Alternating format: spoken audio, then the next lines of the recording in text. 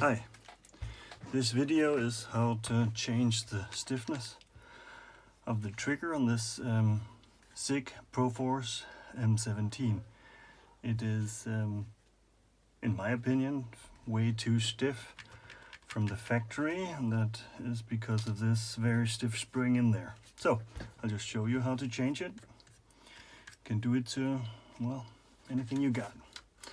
So first, to remove the trigger peg, need to remove the slide. Here you go.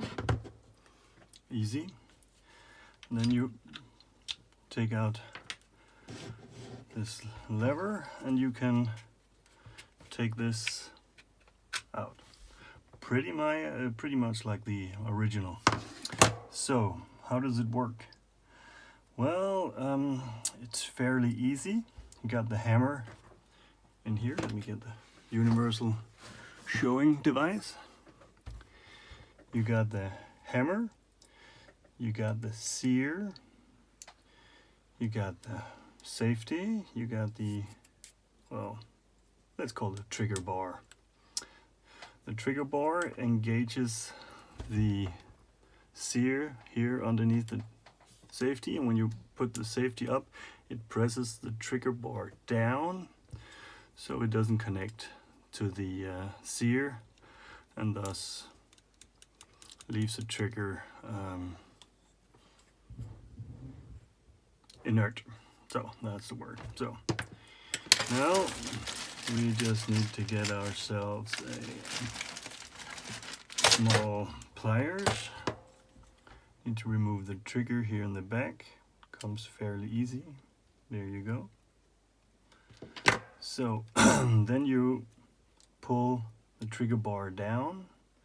When you pull it down, the trigger can go go forward, so you can take out the original spring. So this here is the original spring, and I took a smaller spring and cut it to around the same length.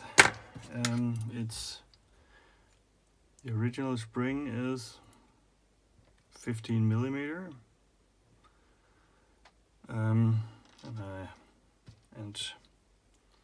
the wire thickness is, oh, let's see where you can get a hold on it.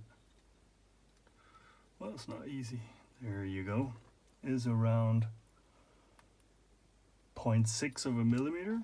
The one I got here is either 0.5, I'd say. Yeah, 0.5.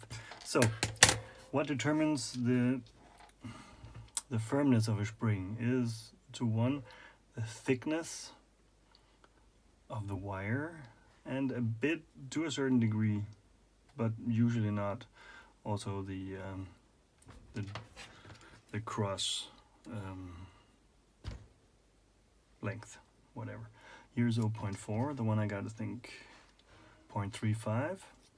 But if I take this in my calipers and push, I can feel how springy it is, and this here is really firm. And I don't like the firm trigger pull, so you just take, you could probably use the one from a pen as well. You just take it, prop it in there.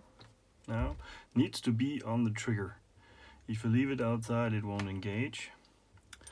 And then you need a bit of wiggle room. The trigger here can work itself out. You see, it's held in place here through a hole that goes up this way and this. So you need to wiggle it. Now we're in there.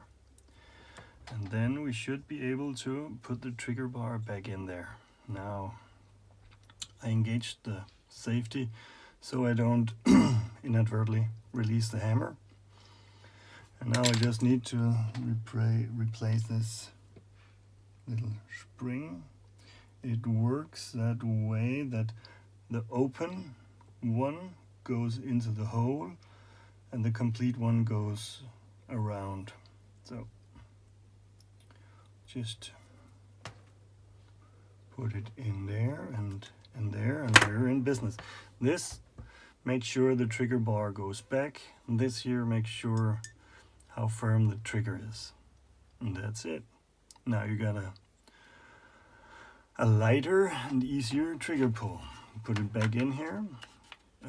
Start from the front. Make sure the trigger goes into the hole. So this can be a bit fiddly. So there you go.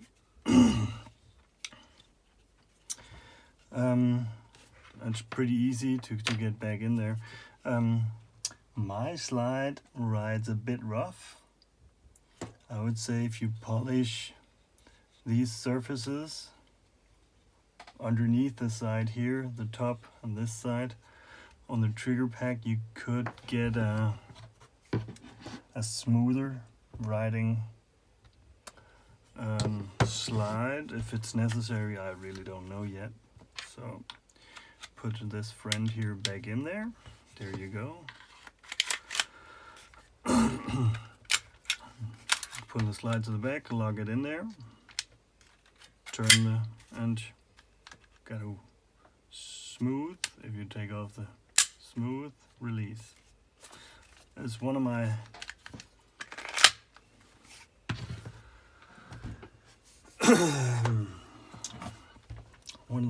better triggers I got. I got some worse ones, but there you go.